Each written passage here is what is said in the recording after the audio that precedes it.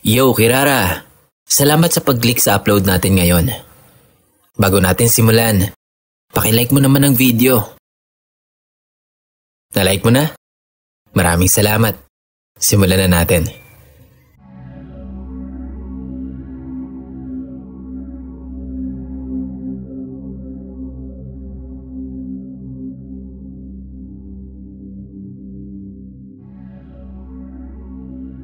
Hello Sir Kira, what's up? Musta ka na ba? Sana lagi kang okay, boss. Eto ulit ako, si Chris, para magbahagi ng maikling karanasan sa katatakutan. Alam kong hindi ito gaanong nakakatakot para sa iba, pero kapag pala talaga ikaw ang nakaranas, hindi maaaring hindi ka kikilabutan. Tipong kahit hindi active ang third eye mo, pag nakakita at nakaramdam ka, ay kakaibang kilabot ang mararamdaman mo. Okay, ang daldal na. Tara na sa kwento. First story. Umaga to nangyari.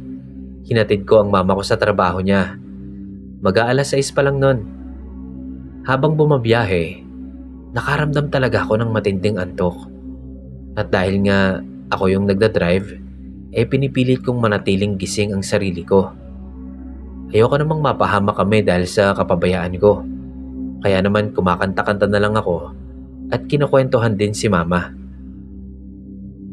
Nung paparating na kami sa barangay na siyang pinagtatrabahuhan ng mama ko, doon sa may barangay hall mismo, may bakod na bakal kasi yon na parang 3 feet lang ang taas at gate na nasa ganun lang din. Basta mababa lang.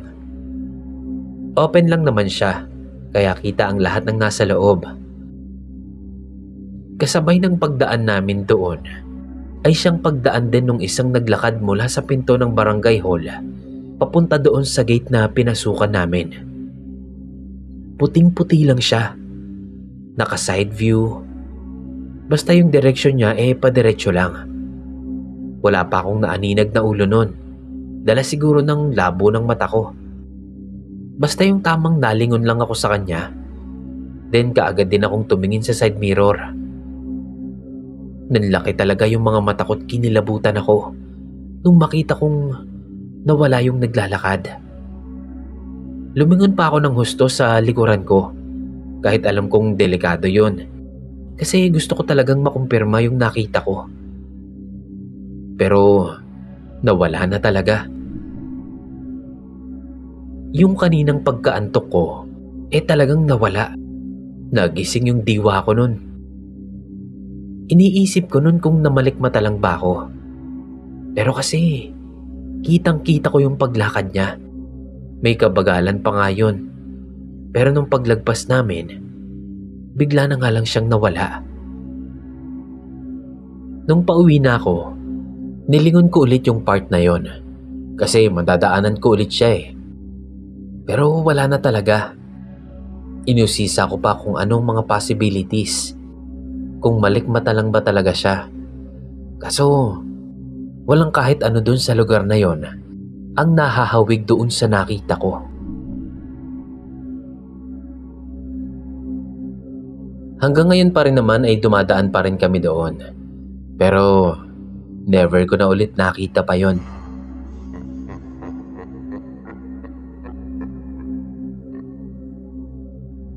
Second story.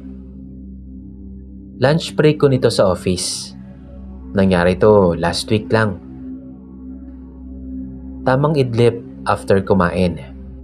Bad habit ko na talaga na hindi uminom ng tubig pagkatapos kumain. Didiretso idlip na ako niyan pagkaligpit ng pinagkainan ko. Mahina talaga akong uminom ng tubig pag dito sa office. So yun nga, habang naidlip ako, nanaginip ako. Nung una, ang panaginip ko naglalakad ako sa kung saan. Malawak yung lugar, pero para siyang Hades. Tapos habang naglalakad ako, huminto raw ako at inilibot ang paningin ko sa lugar. May mga entity. Kulay itim siya na kung ano, na unti-unting pumapalibot sa akin. Sa utak ko, mga demonyo raw sila.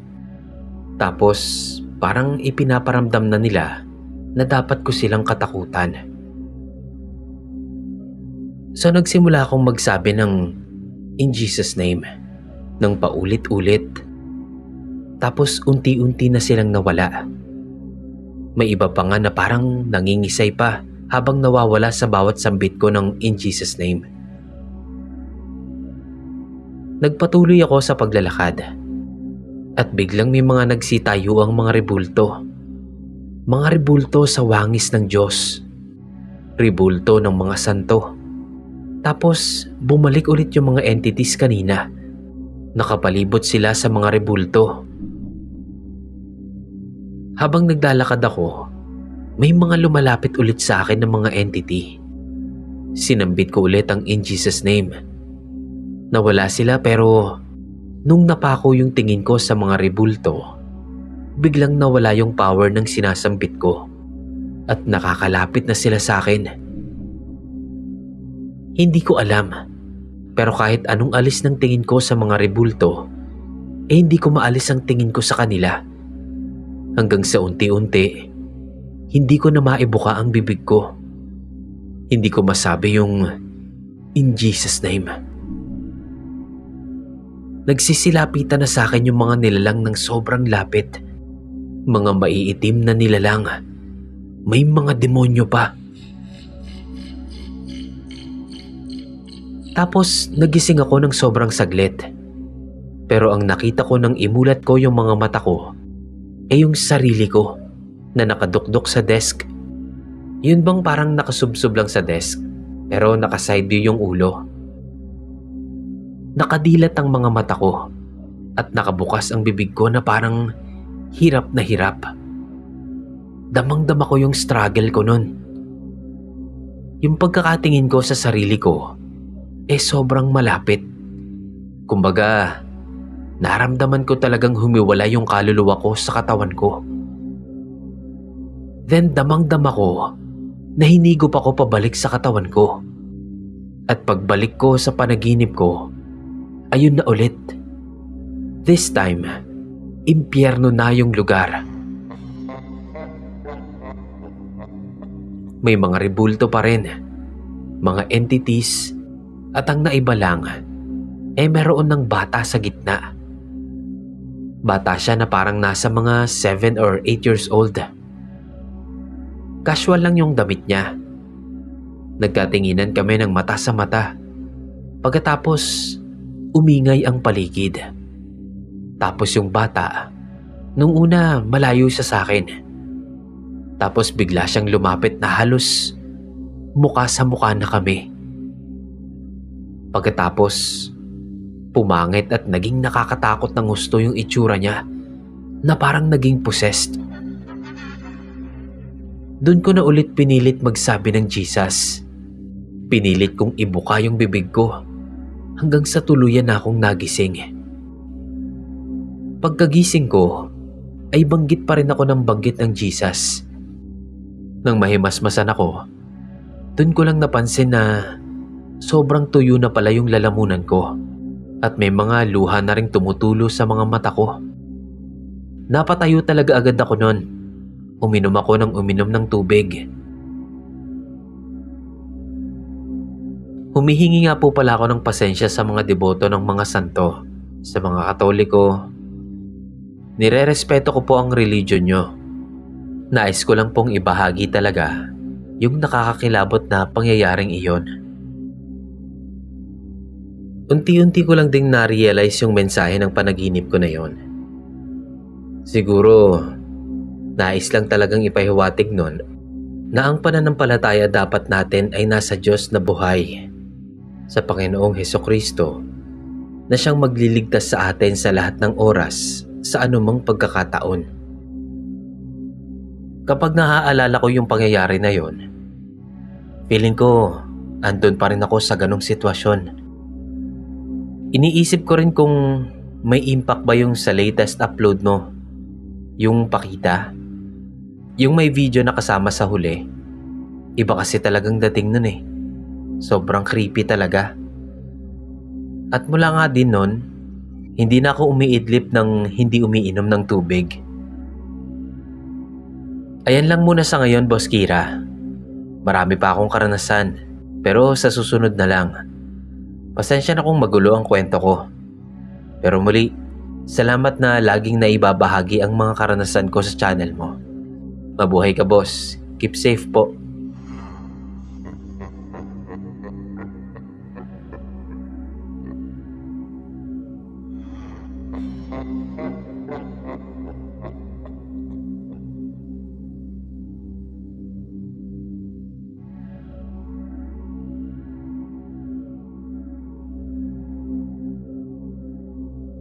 Hi Sir Kira, sana mabasa. Ako si Carla, taga Villasis, Pangasinan. Dito ako nakapag-asawa, pero taga Kalasyaw talaga ako. Sobrang fan ako ng mga horror narrations sa YouTube. Talagang nalilibang ako sa mga kwento. Anyways, pagpasensyahan mo na, hindi ako masyadong magaling magkwento. Gusto ko lang talagang ma-share ito. Pakiayos na lang din po. So, umpisahan ko na po yung kwento ko. Bale nung bata pa ako, yung ate ko nakatira sa bahay ng tito kong walang asawa. Isang compound lang naman kami. Parang 2 bahay pa yung pagitan ng mga bahay namin. Tapos doon sa may dulo, meron yung katabing kubo. Nakiusap si ate noon na samahan ko daw siyang matulog doon. Nakalimutan ko na kung bakit. Bale yung gamit ng ate kong kwarto, salamin yung bintana. Tapos kurtina lang yung takip nun. Kaya kita ko talaga yung nasa labas. So yun na nga. Di natulog nga kami doon. Nung madaling araw, naalimpungatan ako. Nasa dulo kasi ako. Kaya silip ko yung bintana. Nililipad-lipad yung kurtina nun kasi nakabukas yung bintana Kaya may nakakapasok na hangin. Tapos pagtingin ko sa labas ng bintana, may nakita akong matanda. Nakatingin lang siya sa kawalan. Tapos yung mata niya, parang sa pusa. Pagkatapos nun, natulog na ulit ako. Hindi ko na inintindi. Bata pa naman kasi ako nun. Tsaka hindi naman kasi bukas ang third eye ko. Kaya akala ko, normal lang yon o kaya panaginip lang. Tapos minsan, pumasyal yung pamangkin ng asawa ng pinsan ko. Nasa high school na ako nito. Yung bata, palagi niyang sinasabi na may lola daw sa kubo namin. Pero dahil nga bata pa siya, hinahayaan lang. Pero yung isa ko pang pamangkin noon, na parang halos kasing edad ko lang, sabi niya, may nakikita din daw siyang matandang palakad-lakad doon sa kubo. Deadma lang ako noon. Tapos minsan napagkwentuhan namin ng pinsan ko na nakita din daw niya yung matandang babae. Di tinanong ko na. Na-curious na ako noon Sabi niya, matanda nga daw na parang sa pusa yung mata. Kinilabutan ako noon, Sir Kira, kasi all this time pala, totoo palang multo yung nakita ko noon. Hindi bastang panaginip o imagination ko lang.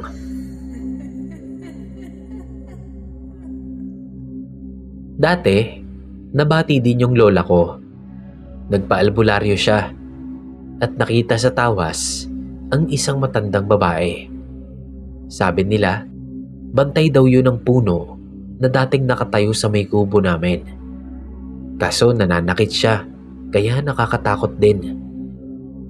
Kaya sa tuwing gumagabi na nun, pag may importante kaming gagawin dun sa kubo, magpapasama talaga kami. Tapos magtatakbuhan kami. Yun lang, Sir Kira. May iba pa akong karanasan. Share ko ulit pag nabasa na to. Salamat po and God bless.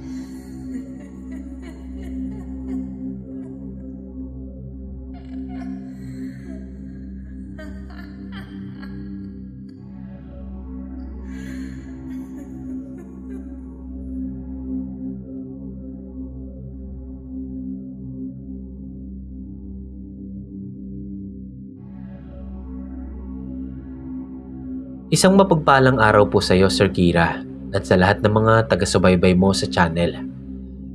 Matagal na po ako nakikinig dito, pero first time ko lang pong magbabahagi ng sarili kong karanasan.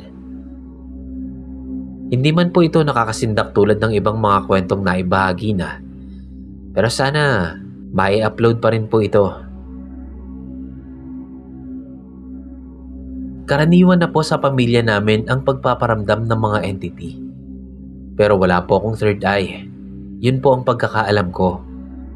Pero malakas po ang pakiramdam ko sa mga entity sa paligid ko. Itago nyo na lang po ako sa pangalang Adam, isang second year dentistry student sa isang paaralan sa Laguna. Ako po ay taga-probinsya na dumayo lamang sa isang universidad sa kilalang lungsod sa Laguna para makapagtapos sa pangarap kong college program. Ang kaganapan pong ito ay nangyari nung kaarawan ng isa naming kaklase na malapit lang yung bahay sa university. Inaya niya po ako na dumalo sa isang simpleng salo-salo na mayroong kasamang inuman. Nagdadalawang isip pa ako noon kung tutuloy pa ako kasi malayo pa po ang tinutuluyan ko sa kanila. Halos 4 na oras po ang biyahe pag-commute. Gayunpaman, malapit kasi ang loob ko sa kanya, kaya hindi ko na alintana ang pagdayo. Nasa isip ko, minsan lang naman sa isang taon magba-birthday ang isang tao. Ibibigay ko na sa kanya kahit yung presensya ko man lang para sa kaarawan niya. Gabi na nung makarating ako sa kanila. Nasa 6:30 PM na siguro nun. Para lang po may ideya kayo sa bahay ng kaibigan ko. Base sa kwento niya, ang bahay daw po nila na yon ancestral house na. Dati daw pong simbahan yon sa kanilang barangay. 2 palapag po ang bahay na yung iba bang parte ay moderno na ang pagkakaayos. Pero yung taas, parang makaluma pa. Puro kahoy pa rin at talagang mukhang makaluma pa rin tignan. Inabot ng madaling araw yung celebration ng birthday niya.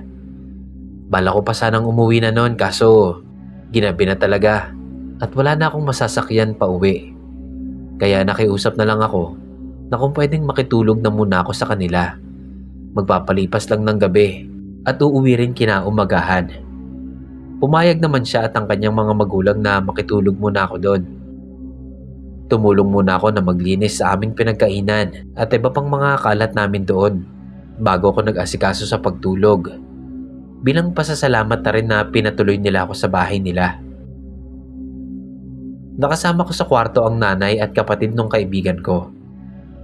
Nakatulog rin naman ako ng maayos dahil na rin siguro medyo may tama na ako ng alak noon. Pero mga bandang 4:00 ng umaga, nagising ako sa hilik ng kapatid ng kaibigan ko at hindi na ako ulit nakatulog. Inisip ko, mag-aasikaso na ako para sa pag-alis ko para pagsapit ng 7:00 ng umaga, makauwi na ako. Kasi babiyahe pa nga ako pa uwi sa amin. Ang second floor ng bahay nila ay halos hindi nagalaw ng modernisasyon. Makaluma pa rin ang ekstruktura nito at nasa kaduluhan pa ng palapag yung banyo. Nakasanayan kong hindi magbuhay ng ilaw sa tuwing magigising ako, kahit na madilim pa ang paligid. Pero may ilaw namang nanggagaling sa terrace namin na hinahayaan lang na bukas bago kami matulog. Na ganun din naman ang ginawa ko sa bahay ng kaibigan ko. Sa marahang pag-akyat ko sa hagdan na kahoy, ay nakaramdam agad ako na hindi lang ako ang gising at nakilos ng mga oras na yon. Inisip ko na lang na baka kasambahay lang ng kaibigan ko yon. So nagpatuloy ako sa pag-akyat at buong tapang kong nilakad yung dulong pinto sa kaliwang palapag. Pero habang naglalakad ako, parang lalong bumibigat yung pakiramdam ko na para bang may pumipigil sa akin na magpatuloy. Bago pa man ako makapasok sa banyo, may naramdaman na akong humawak sa kaliwang braso ko na siyang nagpahinto sa akin at nagpalingon sa likuran ko. Bago pa man ako tuluyang mapalingon sa likuran, ay napigilan ko na ang sarili ko na lumingon sa likod ng tuluyan. Kita ko kasi sa peripheral vision ko na mayroong babae sa hagdan katapat mismo ng pintuan ng banyo. Pumikit na lang ako noon at taimtim akong nagdasal. Matagal rin akong nakatayo at hindi nakagalaw sa pwesto ko. Naghihintay lang na mawala ang pagkakahawak sa akin ng kung sino mang humawak sa akin ng mga oras na yon. Nang nawala na yung pakiramdam ng presensya niya, tumuloy na ako sa pagpasok ng banyo para na rin makapag-asikaso. Gusto ko nang mag-umaga nun. Isinawalang bahala ko na lang yung kung ano mang naramdaman ko. Habang nagsisipilyo ko, naramdaman kong muli yung presensya. Pero ipinagpatuloy ko lang yung ginagawa ko. Hanggang sa hindi ko na malayan na masyado na pala akong natatagalan sa pagsisipilyo. Umabot na nagdurugo na yung gilagid ko. Dito na ako kinabahan. Nagmumug na lang ako para matapos na at makauwi. Paglabas ko ng banyo, maliwanag na ang paligid. Napapaisip tuloy ako kung gaano ba ako katagal sa loob ng banyo. Gayong sa kamalayan ko, parang saglit lang naman ako. Matapos yun, ay dali-dali ko nang inayos yung mga gamit ko. Nagpaalam na ako sa nanay ng kaibigan ko na uuwi na nga ako. Hindi ko malilimutan yung araw na yon. Yun kasi ang unang karanasan ko na nagkaroon ng pisikal na epekto sa akin ang pagpaparamdam ng isang entity.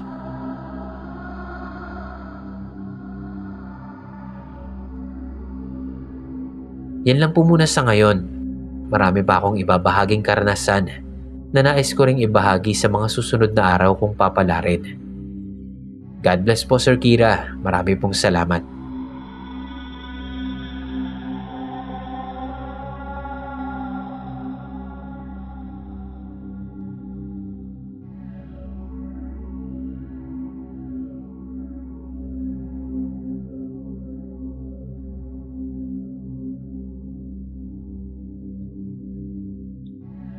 Hi, Boss Kira.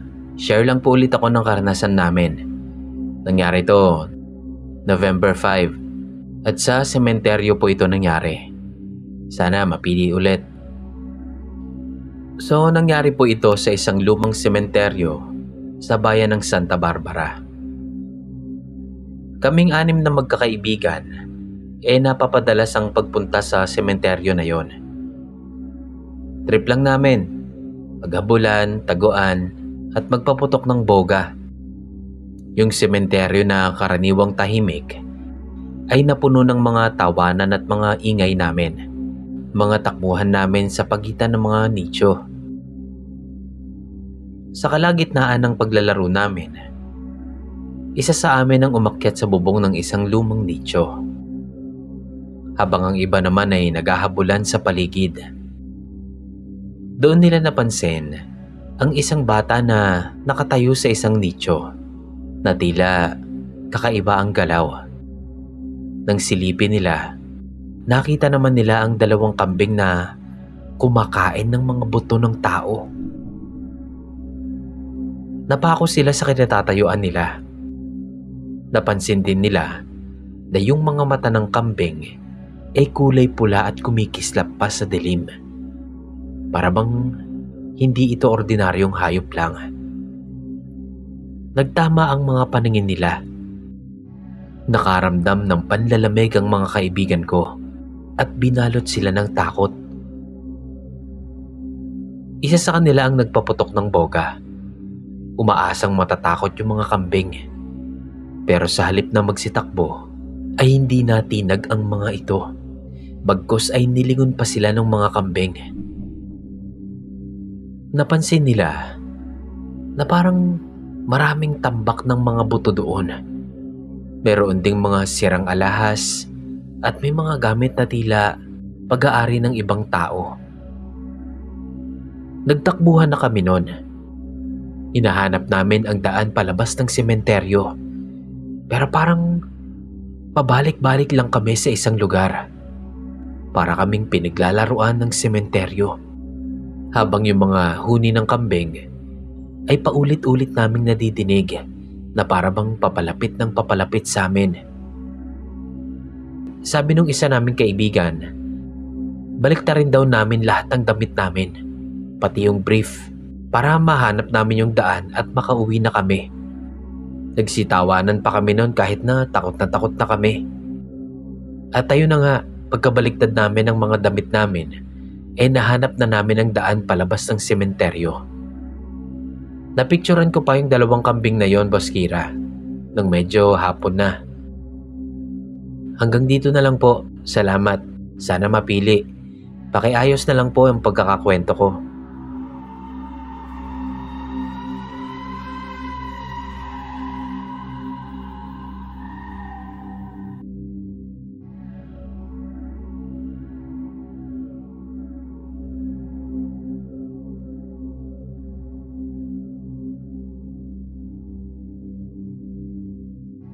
Hello, Sir Kira.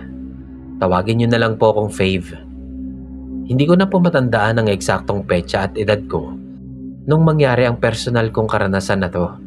Pero tanda kong nasa mga elementarya pa ako noon, papasok ng high school. Panahong patok na patok yung kanta ni Miley Cyrus na The Climb. Sa baryo po namin sa Palawan, liblib po ang lugar namin doon. At walang signal noong mga panahong ito. Meron lang isang bahagi sa baybayin kung saan doon nakakakuha ng signal mula sa kalapit na baryo. Kaya naman doon nagpupunta ang mga tao para makapagpadala at makatanggap ng text messages. Isang hapon, magtatakip silim na nun, nung utusan ako ng ate ko na pumunta sa baybay para mag-check ng messages. Bago marating ang lugar, kailangan kong dumaan sa isang malaking simbahang Katoliko. Habang papunta ako sa baybay, wala namang kakaiba. Maliwanag pa rin ang paligid ng mga oras na yon. Mga kalahating oras din akong naghintay at nag-receive ng mga messages bago ko nagdesisyong umuwi na. Pagbalik ko, palubog na ang araw. Pero maliwanag pa rin naman nun. Sapat pa yon para makita ko ang sino mang nasa malayo. Nang mapadaan ulit ako sa simbahan, doon na ako nakaramdam ng kilabot. Bukas ang pinto ng simbahan at sa loob nito, kitang-kita ko ang isang bride na nakasuot ng mahabang gown. Tumawid siya mula sa isang sulok ng pinto papunta sa kabilang bahagi. Alam kong hindi ito normal. Napakadilim sa loob ng simbahan para magkaroon pa ng kasalan. At wala rin naman akong naririnig na balita na merong ikakasal ng ganoong oras sa lugar namin. 6:00 ng gabi. Sa sobrang takot ko, nagtatakbo na ako pa uwi sa amin.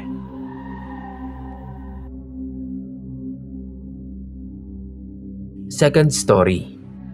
Doon pa rin po ito sa baryo namin. Pero sa bahay ng kapitbahay namin mismo. Bata pa rin ako nito. Pero may isip na ako noon para malaman na totoong nangyari ito.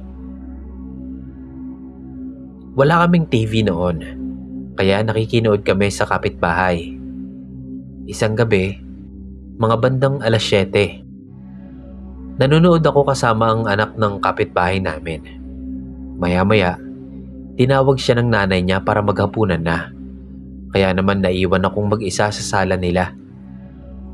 Mula sa sala, tanaw ang isang tumbang puno ng mangga sa labas ng bahay. At malapit dito, merong isang upuan na merong nakapatong na ice chest. Pag-alis ng kaibigan ko, bigla kong naramdaman ang lamig ng hangin, kasabay ng paglakas ng ihip nito mula sa labas. Naiba yung vibe ng paligid. Parang naging eerie. Kinilabutan ako, kaya naman nagpalinga-linga ako sa loob ng bahay nila. Ni hindi ko na maintindihan ang pinapanood ko noon. Hanggang sa hindi inaasahang pagkakataon, napatitig ako sa labas Sa ilalim ng puno ay may nakita akong babae na nakaputing damit. Mahaba ang buhok nito. Nakatago siya sa likod ng ice chest. Pero halata ko na nakatingin ito sa akin. Tumatawa-tawa lang siya habang itinuturo-turo pa ako. At ang nakakatakot pa, wala akong naririnig na tunog mula sa pagtawa niya. Sa sobrang takot ko noon, hindi ako halos nakagalaw. Para akong nanigas sa kinauupuan ko. Mabuti na lang natapos nang maghapunan yung kaibigan ko. Kaya naman bumalik na rin sila. Unti-unti ako nakabawi mula sa takot.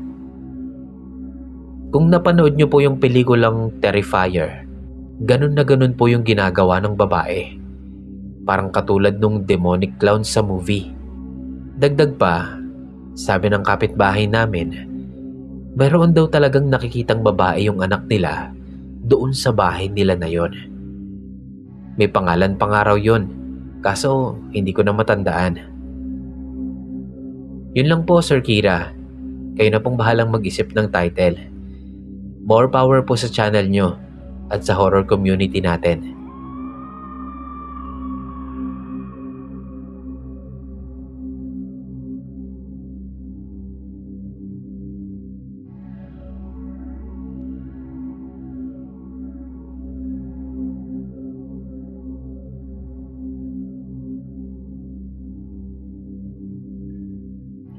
Hi Boss Kira. Itong isi-share ko ay nangyari around 2022 hanggang 2023. Merong katabing bahay yung tinitirahan namin dati na pinaparentahan. For imagination purposes, 2 stories yung bahay. Merong 2 kwarto at parehong sa taas. Isang malaki at isang maliit na room. Then CR, sala at kitchen. Puro sa baba na ng bahay yon. Ako ang in charge sa pagpapaupa sa bahay, paniningil ng bayad, etc. Merong umupa nun sa bahay na magtita. Doon sila sa maliit na room nagstay. Minsan, pumapasok din naman sila sa malaking room. Pagkatapos ay isasara yung mga bintana. Wala pa kasing nagre-rent doon sa kabilang room. Then ang sabi ng pamangkin nung isang beses na magkakwentuhan kami, nakakakita daw ng mga multo, maligno, at iba pang entities yung tita niya. Naisip ko noon, baka nagsishare lang bilang pakisama. Kasi usually gano'n naman tayo mga Pinoy, di ba? Kwento-kwento para makapalagayan ng loob yung bagong kausap. Ako personally, naniniwala ako sa mga bad spirits. Na meron talagang ibang mga nilalang tayong kasama dito sa mundo. To cut the story short, kinailangan na silang paalisin sa bahay kasi nagkaka-issue na sila sa pagbabayad. May ilang araw na nito matapos nilang makaalis sa kabilang bahay. Nag-stock kami noon ng mga paninda namin doon sa kabilang bahay sa magkabilang kwarto. May kinuha kami noon ng mga sumasideline. Sila yung mga taga-inventory ng mga paninda. Sa sala sila nakapwesto sa una, tapos ihaakyat sa mga kwarto yung mga hindi sabon at alcohol-related items. 2 silang gumagawa nun.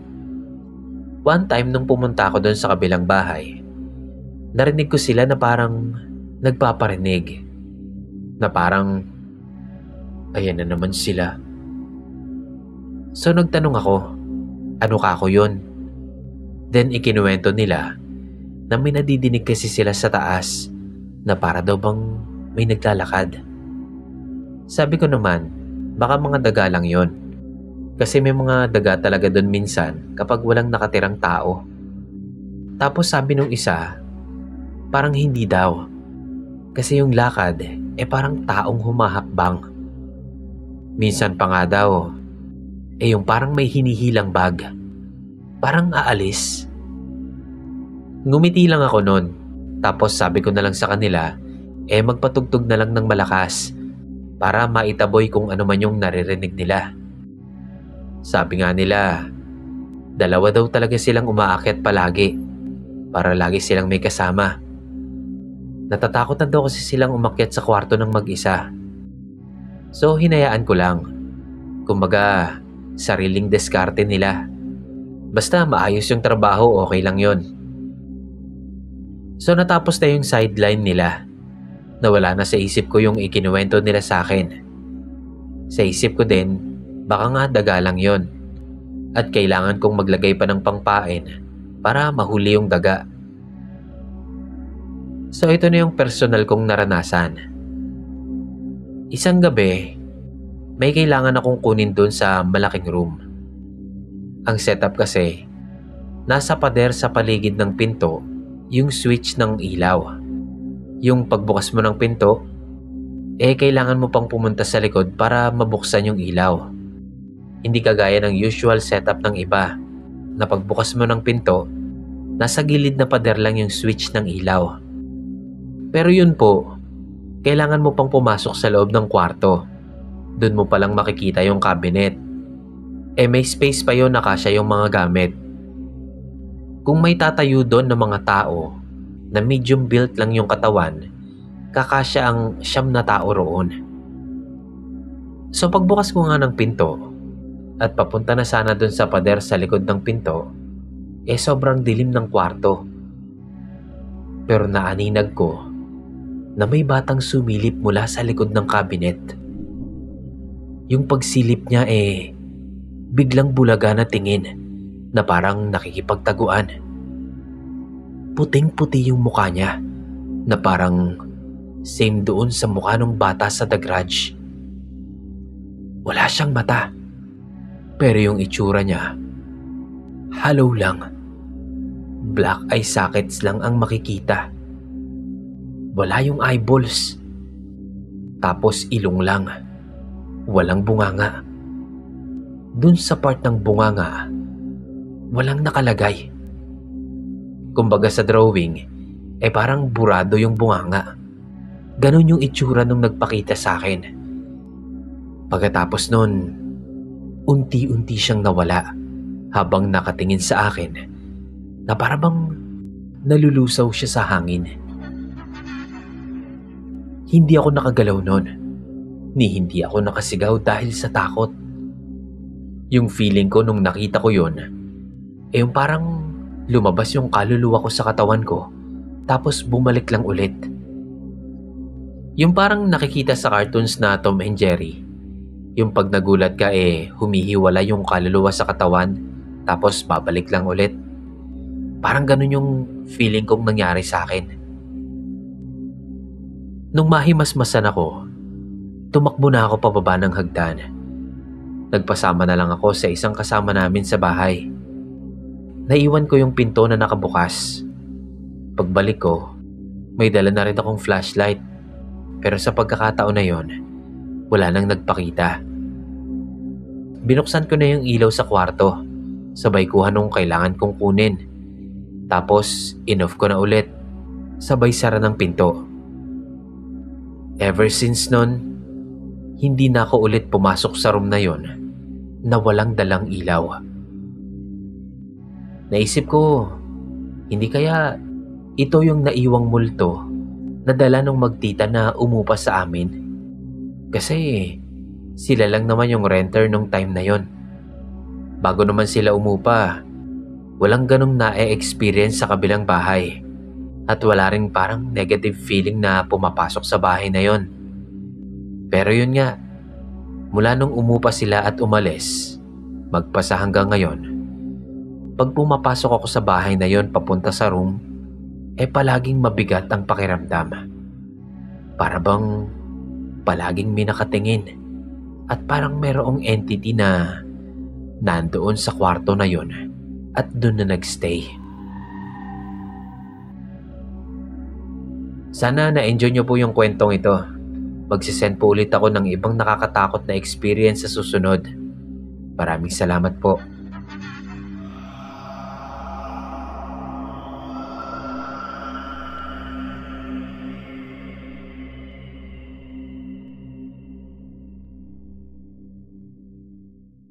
Yo Kirara, maraming salamat sa pakikinig sa episode natin ngayon. Pakilike naman po ng video natin at pakisubscribe na rin po kung hindi pa kayo nakapag-subscribe. Hanggang sa muli po. Salamat.